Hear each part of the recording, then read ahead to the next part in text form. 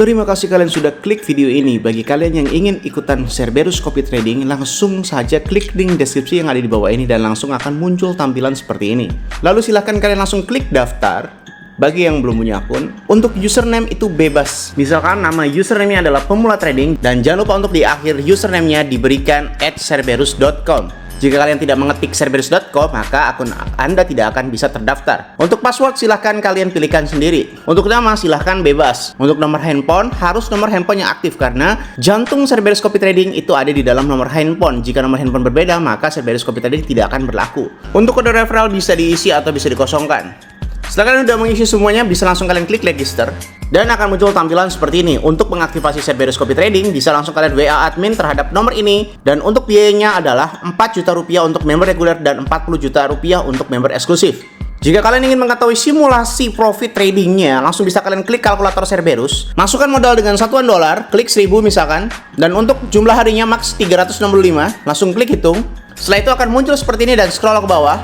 Nah, di sini adalah total profit bersihnya, yaitu totalnya adalah 3.293. Untuk info lebih lanjut, silahkan WA admin di nomor ini. Selamat menikmati materi di video kali ini.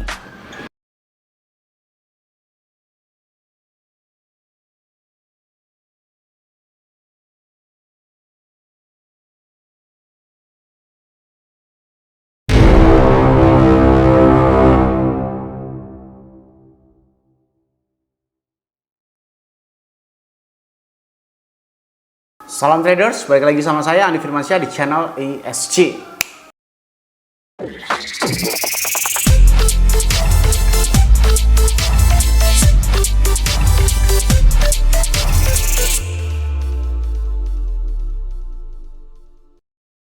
Oke, di video kemarin udah saya jelaskan ya bahwasanya boleh ambil open position short di area 119 dan 120.000 dan ambil take profit sewajarnya. Nih, seperti yang kalian tahu bahwasanya kemarin tuh area 118 di area 119 dan langsung dump ke area sekitar 114.000. Sekali lagi analisis saya benar kembali.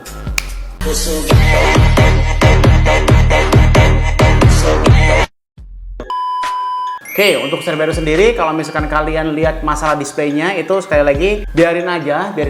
Misalkan hari ini kan profit 6% nih. Nih nggak semuanya ada di akun kalian. Itu tuh nih perhatikan ya.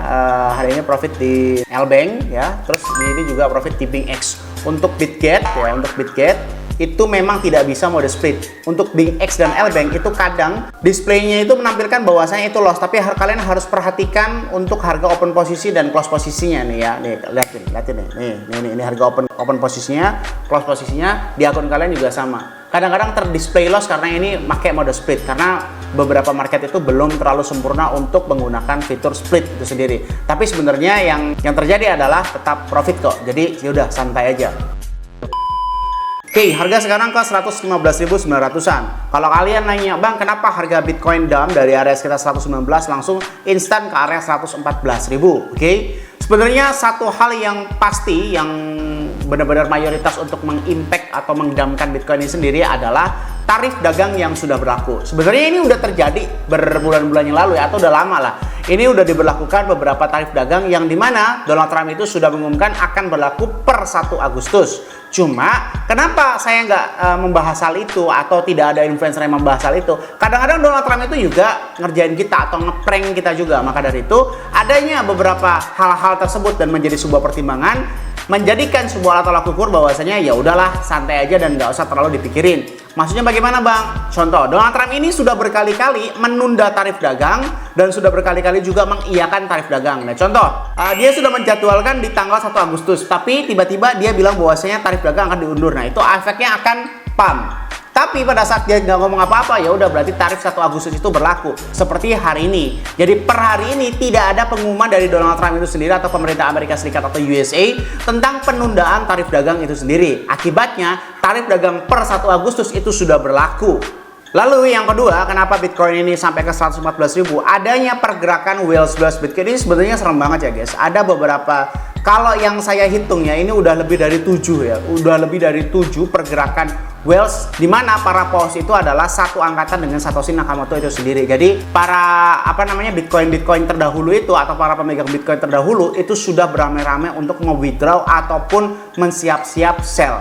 Sebenarnya ini benar-benar kayak break banget lah, kayak Ini bearisnya bakal parah banget ini. Karena apa? Yang pertama, institusi besar ini sudah mengadopsi Bitcoin. Itu bukan sekedar good news aja, tapi juga bisa bad news loh. Maksudnya bagaimana bang? Kalau memang institusi besar itu memborong ratusan ribu Bitcoin atau bahkan jutaan Bitcoin misalkan gitu kan, dengan total keseluruhan ya, akumulasi semuanya, maksudnya bukan dari MicroStrategy aja. Berarti kalau adanya crash ini lebih parah lagi. Kenapa? Pada saat crash itu terjadi, tentu saja Bitcoin yang tadinya itu pemegangnya itu sedikit dan ini menjadi pemegang mayoritas. Apalagi sekelas institusi itu nggak segoblok itu gitu kan ya. Sekelas institusi atau bahkan sekelas level negara, sekelas MicroStrategy itu tidak sebodoh itu. Dia atau mereka itu pasti punya pemikiran-pemikiran lain yang tidak kita pikirkan. Bagaimana caranya untuk lolos dari bearish atau lolos untuk dari crash di tahun ini yang bakal terjadi yang nggak begitu lama lagi. Ya, entah itu menjual sebagian atau dijual dulu bareng-bareng habis itu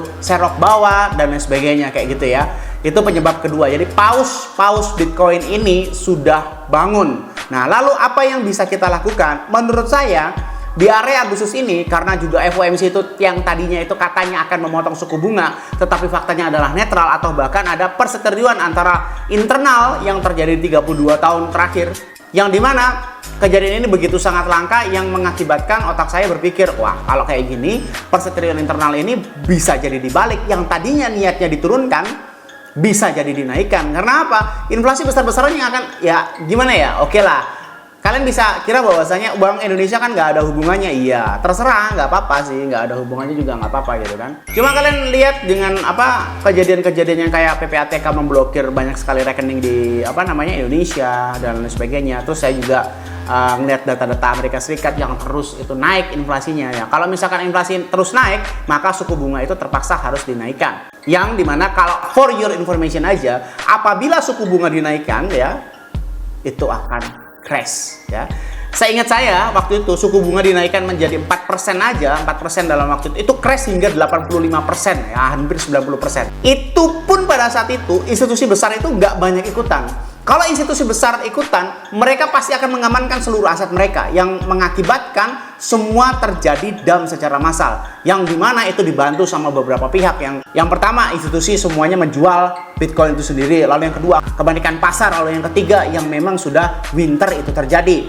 Dan yang keempat, yaitu pemicunya adalah suku bunga itu sendiri. Karena apa? Kalau pada saat Amerika Serikat itu inflasi, kalau saya tuh mikirnya begini, tarif dagang itu berimpact terhadap inflasi yang tidak terkendali atau hyperinflasi mungkin. Ya mungkin lo bisa bilang bahwasanya gue so tau apa kayak gimana. Ya lu bayangin aja, kalau misalkan tarif dagang itu dibalas dengan tarif dagang dari negara itu sendiri, bayangin negara Amerika Serikat juga terkena. Maksudnya bagaimana sih bang? Contoh, Amerika Serikat misalkan matok harga pajak 200%. Tadinya harga handphone atau harga makanan yang impor dari negara A, ya negara A itu misalkan harganya 100.000. Kalau tarifnya 200% itu bisa menjadi sekitar 200.000 atau bahkan 300.000 ya, 200 sampai 300.000. Yang dimana tidak diikuti dengan kenaikan gaji di dalam Amerika Serikat itu sendiri. Ya gaji mereka tetap, tapi pajaknya itu terus berulang. Loh kok bisa naik bang? Kan Amerika Serikat yang naikin pajak itu. Logiknya begini bro, kalau misalkan Amerika Serikat itu bilang bahwasanya negara A tarif dagangnya 200%, otomatis negara A itu juga ngebales. Karena masing-masing kebijakan ini mempunyai sebuah independen yang masing-masing gitu kan.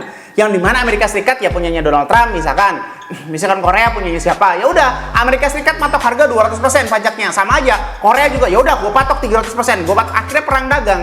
Yang berdampaknya apa? Yang berdampaknya masyarakat kecil. Kalau para eksekutif atau pejabat tinggi dunia ya nggak ngaruh karena duitnya mereka nggak berseri ya, atau bahkan bisa mencetak duit itu sendiri. Tapi kalau misalkan pekerja kayak kita, itu bakal berimpact ya. Tarif dagang itu apa sih bang? Tarif dagang itu adalah sebuah pricing atau action price yang dimana kita sebagai konsumen terakhir yang kena dampaknya. Kayak gitu ya, contoh kita beli handphone yang tadinya harga 10 juta, karena tarif dagang naik 30% berarti jadi 13 juta. Misalkan kita beli mobil yang tadinya harga 100 juta, karena tarif dagang 30% jadi 130 juta. Sedangkan gaji kita masih tetap sama. Itu semuanya akan memicu inflasi. Dan kalau misalkan terjadi inflasi secara besar-besaran di Amerika Serikat itu sendiri, atau bahkan negara-negara lain yang ikutan balas dendam tentang tarif dagang itu sendiri, nah maka dari itu mau tidak mau The Fed ya atau Jerome Powell atau 12 pejabat eksekutif itu akan menaikkan suku bunga dan akan memicu menyelamatkan fiat mereka dan akan menghancurkan beberapa aset komoditi yang fluktuatif seperti Bitcoin atau S&P dan lain sebagainya. Karena apa? Fiat mereka harus selamat. Maka dari itu orang-orang berbondong-bondong untuk memborong fiat dan mengeluarkan aset mereka, withdraw aset mereka dari Bitcoin ataupun beberapa hal lainnya. Kayak gitu ya. Jadi efeknya ini bakal benar-benar beruntun atau butterfly effect ya. Terus kita harus bagaimana bang? Ikutin alurnya pasarnya aja gitu. Tapi kalau kalian nggak mau ribet, join Cerberus aja bro. Terus sekarang bagaimana bang? Ya ini aja, tunggu aja. Ini kan 115, 116. Saya masih cenderung untuk open posisi short ya. Saya akan open posisi short kalau misalkan mereka back to 118, 119, saya tetap akan ambil open posisi short. Kalau terus ke bawah ya udah nggak apa-apa, kan saya juga udah ada posisi split. Kayak gitu ya. Jadi harus bijak dalam menggunakan open posisi. Bang, gua pusing average itu gimana, split itu kayak gimana? Nggak mau pusing, udah join Cerberus aja. Oke, gitu ya. Jadi sinyalnya adalah open posisi short di area 118 dan 119 dan alasannya sudah saya terangkan di dalam video ini. Oke, semoga bermanfaat video kalian yang saya sampaikan. Jangan lupa klik like, comment, dan subscribe. Logikanya nih, kalau kalian nggak subscribe, ngapain saya buat video lagi? Dan share ke teman kalian agar teman kalian tahu apa yang kalian tahu. Saya Adi Firmansyah, use your logic, dan salam traders.